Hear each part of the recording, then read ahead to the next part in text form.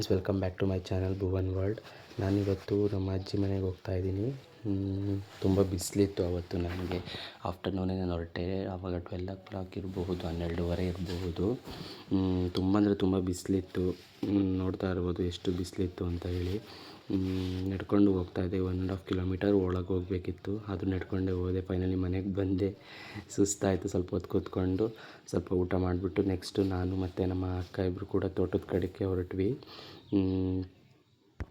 ಆದರೆ ಯೂಶ್ವಲಿ ಹಳ್ಳಿ ಕಡೆ ಯಾರು ಜಾಸ್ತಿ ಮನೆ ಹತ್ರ ಇರೋದಿಲ್ಲ ಅಲ್ವಾ. ಹಂಗಾಗಿ ನಾನು, ನಮ್ಮ ಅಕ್ಕ ಮತ್ತು ನಮ್ಮ ಅಕ್ಕನ ಮಗಳು ಮೂರು ಜನನೂ ಕೂಡ ತೋಟದ ಕಡೆ ಹೊರಟ್ವಿ.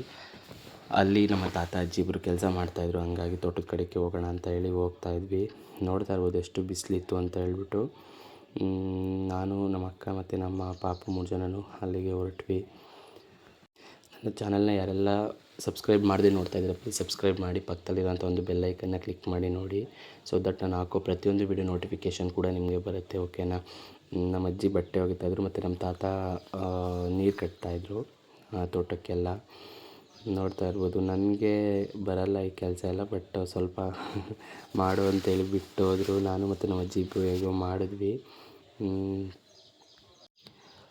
ದಿನೇ ದಿನೇ ಬಿಸಿಲು ತುಂಬ ಜಾಸ್ತಿ ಆಗ್ತಿದೆ. ಸಮ್ಮರ್ ಜಾಸ್ತಿ ಆಗ್ತಿದೆ ಅಲ್ವಾ. ಹಂಗಾಗಿ ಸ್ವಲ್ಪ ಎಳ್ಳು ಉಡ್ಕೊಂಡು ಕೂತ್ಕೊಳ್ಳೋ ಥರನೇ ಆಗ್ತಾಯಿತ್ತು. ನಮ್ಮ ಅಜ್ಜಿ ಫೋನ್ ಕೊಡ್ತಾರೆ. ನಮ್ಮ ಅಜ್ಜಿ ಫೋನು ಬಟ್ ಯೂಸ್ ಮಾಡಲ್ಲ ಅವರು, ನನಗೆ ಕೊಡ್ತಾಯಿದ್ರು ಫೋನು. ಸೊ ಮನೆಗೆ ಬಂದು ತುಂಬ ಬಿಸಿಲಿದ್ದರಿಂದ ನಮ್ಮ ತಾತ ಏನು ಎಳ್ನೀರು ಕೊಚ್ಕೊಡ್ತಾಯಿದ್ರು. ಎಳ್ನೀರು, ಈ ತಂಪು ಪಾನೀಯಗಳು, ಐಸ್ ಕ್ರೀಮು ಎಲ್ಲ ಈ ಒಂದು ಬೇಸಿಗೆಯಲ್ಲಿ ತುಂಬ ಬೇಕೇ ಬೇಕಾಗುತ್ತೆ. ನೋಡ್ತಾ ಇರ್ಬೋದು. ನಾನು ಕುಡಿತಾ ಇದ್ದೆ. ತುಂಬ ಟೇಸ್ಟಿಯಾಗಿತ್ತು, ತುಂಬ ಚೆನ್ನಾಗಿತ್ತು. ಆ ಬಿಸಿಲಿಗಂತೂ ಇನ್ನೂ ಒಂದು ಕುಡಿಯೋಣಪ್ಪ ಅನ್ನಿಸ್ತಾಯಿತ್ತು. ಆ್ಯಂಡ್ ನೆಕ್ಸ್ಟು ಸಂಜೆ ಆಯಿತು ನೋಡಿ. ಸಂಜೆ ಆದರೂ ಕೂಡ ಅಷ್ಟೇ ಬಿಸಿಲಿತ್ತು. ಸನ್ಸೆಟ್ ಆಗ್ತಾಯಿತ್ತು, ಸೂರ್ಯಾಸ್ತ ಆಗ್ತಾಯಿತ್ತು ಆಲ್ರೆಡಿ. ಸೊ ಅಷ್ಟೇ ಬಿಸಿಲಿತ್ತು. ನಾನು, ಅಜ್ಜಿ, ತಾತ 3 ಜನನೂ ಕೂಡ ಇವಾಗ ಹಸುಗಳಿದೆಯಲ್ಲ ಮನೆಯಲ್ಲಿ, ಹಸುಗಳಿಗೆ ಮೇವು ಬೇಕು ರಾತ್ರಿಗೆಲ್ಲ ಅಂತ ಹೇಳ್ಬಿಟ್ಟು ಮೇವು ಕಿತ್ಕೊಬರೋಕ್ಕೆ ಅಂತ ಹೋಗ್ತಾಯಿದ್ವಿ. ನಮ್ಮ ಅಜ್ಜಿ, ನಮ್ಮ ತಾತ ಇಬ್ಬರು ಕಿತ್ಕೊಳ್ತಿದ್ರು. ನಾನಾಗಿ ಸುಮ್ಮನೆ ಒಂದು ವೀಡಿಯೋ ಮಾಡ್ಕೊತಾ ಇದ್ದೆ. ನೋಡ್ತಾ ಇರ್ಬೋದು. ಇದು ಬಂದು ರಾಗಿ ಹೊಲ. ಇಲ್ಲಿ ತೋಟ ಇತ್ತಲ್ಲ, ಅಲ್ಲಿ ಸ್ವಲ್ಪ ಕಿತ್ಕೊಳ್ಳೋಕ್ಕೆ ಹಸುಗೆ ಮೇವು ಅಂತ ಹೋಗ್ತಾಯಿದ್ವಿ. ನೋಡ್ತಾ ಇರ್ಬೋದು. ಇದು ರಾಗಿ ಹೊಲ ನೋಡ್ಕೊಂಡು ನಿಂತಿದ್ವಿ. ನೀರೆಲ್ಲ ಹಾಯಿಸಿದ್ರು. ತುಂಬ ತಂಪಾಗಿ ಹಸಿರು ಚೆನ್ನಾಗಿತ್ತು. ನೋಡ್ತಾ ಇರ್ಬೋದು. ನೀರು ಎಲ್ಲ ತುಂಬ ಚೆನ್ನಾಗಿತ್ತು ಅಲ್ಲಿ.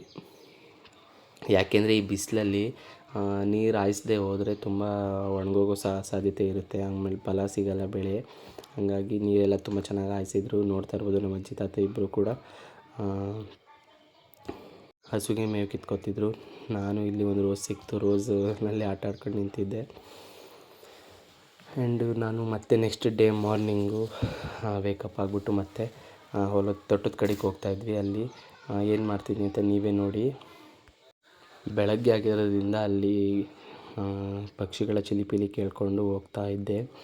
ಆ್ಯಂಡ್ ನೆಕ್ಸ್ಟು ಇದು ಬಂದು ಚೆಂಡು ಹೂವಿಂದು ಒಂದು ತೋಟ. ಚೆಂಡು ಹೂವು ಹಾಕಿದ್ರು ನಮ್ಮ ತಾತ ಮತ್ತು ನಮ್ಮ ಮಾಮ ಇಬ್ಬರು ಕೂಡ. ಅಲ್ಲಿಗೆ ಹೋದ್ವಿ. ನೋಡ್ತಾ ಇರ್ಬೋದು. ಚೆಂಡು ಹೂವು ತುಂಬ ಚೆನ್ನಾಗಾಗಲೇ ಬಂದಿತ್ತು. ಚೆಂಡು ಹೂವು ಕಿತ್ತು ಇವತ್ತು ಮಾರ್ಕೆಟ್ ತೊಗೊಂಡು ಹೋಗಬೇಕಿತ್ತು. ಯಾಕೆ ಅಂದರೆ ಚೆಂಡು ಹೂವು ಆಗಲೇ ತುಂಬ ಚೆನ್ನಾಗಿ ಬಂದಿತ್ತಲ್ಲ. ಹಂಗಾಗಿ ಇನ್ನೂ ಜಾಸ್ತಿ ಸಹ ಬಿಟ್ಟರೆ ಹೂವು ಎಲೆ ಎಲ್ಲ ಉದುರೋಗೋ ಸಾಧ್ಯತೆ ಇರುತ್ತೆ ಅಂತ ಹೇಳ್ಬಿಟ್ಟು ನಮ್ಮ ತಾತ ಆಗಲೇ ಹೋಗಿ ಚೆಂಡು ಹೂವು ಮುರಿತಾಯಿದ್ರು. ನಾನು ಹೋಗಿ ಸ್ವಲ್ಪ ಮುರಿದು ಕೊಟ್ಟೆ.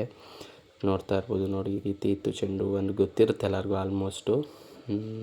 ಚೆಂಡು ಹೂವೆಲ್ಲ ಮುರಿದು ಮಾರ್ಕೆಟಿಗೆ ತೊಗೊಂಡೋಗ್ಬೇಕಿತ್ತು. ಇವಾಗ ಹಬ್ಬದ ಸೀಸನ್ ಆಗಿರೋದ್ರಿಂದ ರೇಟ್ ಇತ್ತು ಸ್ವಲ್ಪ ಅಂತ ಅನಿಸುತ್ತೆ. ಹಂಗಾಗಿ ಇವತ್ತು ಚೆಂಡು ಹೂವು ಮುರಿತಾಯಿದ್ರು.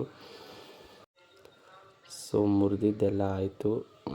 ನೆಕ್ಸ್ಟು ನಾನಿಲ್ಲಿ ಈ ಕಡೆ ಎಲ್ಲ ಏನೋ ಹಾಕಿದ್ರಲ್ಲ ಅದೆಲ್ಲ ನೋಡ್ತಾಯಿದ್ದೆ. ಇದು ಬಂದು ಬಟಾನ್ಸ್ ಗಿಡ ಇನ್ನೂ 3-4 ತಿಂಗಳಾದಮೇಲೆ ಅದರೊಳಗೆ ಕೂಡ ಹೂವು ಬಿಡುತ್ತೆ. ಇಲ್ಲಿ ನೋಡ್ತಾ ಇರ್ಬೋದು. ಇದೆಲ್ಲ ಬಟಾನ್ಸ್ ಗಿಡ. ಇದು ಕಾಕಡ ಗಿಡದಲ್ಲೂ ಕೂಡ ಮೊಗ್ಗೆಲ್ಲ ಬಿಡ್ತಾಯಿತ್ತು. ಮೊಗ್ಗೆಲ್ಲ ಬಿಡಿಸಿ ಅದನ್ನು ಇಲ್ಲಿ ಒಂದು ಅಂಗಡಿ ಇದೆ, ಆ ಅಂಗಡೀಲಿ ತೊಗೊಂಡೋಗಿ ಹಾಕಬೇಕಿತ್ತು. ಮೊಗ್ಗೆಲ್ಲ ಬಿಡಿಸ್ಕೊಂಡು ಬಂದಿದ್ದಾಯಿತು. 1.5 kg ಸಿಕ್ಕಿತ್ತು ಇವತ್ತು. ಬಿಡಿಸ್ಕೊಂಡು ನಾನೇ ಹೋಗ್ಬಿಟ್ಟು ಇವತ್ತು ಒಂದು 2 ಕಿಲೋಮೀಟರ್ ಡಿಸ್ಟೆನ್ಸ್ ಇದೆ, ಅಲ್ಲಿ ಹೋಗಿ ನಾನೇ ಗಾಡಿ ತೊಗೊಂಡೋಗಿ ಹಾಕ್ಬಿಟ್ಟು ಬಂದೆ. ಇವತ್ತು ಟೈಮ್ ಆಲ್ರೆಡಿ 2 o'clock ಆಗಿತ್ತು. ನಾನು ಹೊರಡಬೇಕಿತ್ತು, ಆಗಲೇ ಟೈಮ್ ಆಗಿತ್ತು. ಇವತ್ತು ದೇವಸ್ಥಾನಕ್ಕೆ ಬೇರೆ ಹೋಗಬೇಕಿತ್ತು ನಾನು, ಹಾಗಾಗಿ ಹೊರಡಬೇಕಿತ್ತು. ನಮ್ಮ ಅತ್ತೆ ಹೇಳಿದ್ರು ನೀನು ಹೊರಡ್ಬೇಕಾದ್ರೆ ಬಾ, ಅಲ್ಲಿ ಸೊಪ್ಪಿದೆ ಸ್ವಲ್ಪ ಕಿತ್ಕೊಡ್ತೀನಿ, ಮನೆಗೆ ತೊಗೊಂಡೋಗಿ ಇವತ್ತೆ ಅಂತ ಹೇಳಿದ್ರು. ಓಕೆ ಅತ್ತೆ ಆಯಿತು ಅಂತ ಹೇಳ್ಬಿಟ್ಟು ಹೋಗಿದ್ದೆ. ನಾನೇ ಸೊಪ್ಪೆಲ್ಲ ಕಿತ್ಕೊಂಡು ಬಂದೆ. ನೋಡ್ತಾ ಇರ್ಬೋದು, ದಂಟಿನ ಸೊಪ್ಪು, ಕೊತ್ತಂಬರಿ ಸೊಪ್ಪಿಂದು ಫುಲ್ಲು ತೋಟ ಅದು. ಹಾಗಾಗಿ ಕಿತ್ಕೊಂಡು ಮನೆ ಕಡೆ ಹೊರಟೆ. ಇಷ್ಟ ಆದರೆ ಪ್ಲೀಸ್ ಒಂದು ಲೈಕ್ ಮಾಡಿ. Thank you so much for watching. Bye.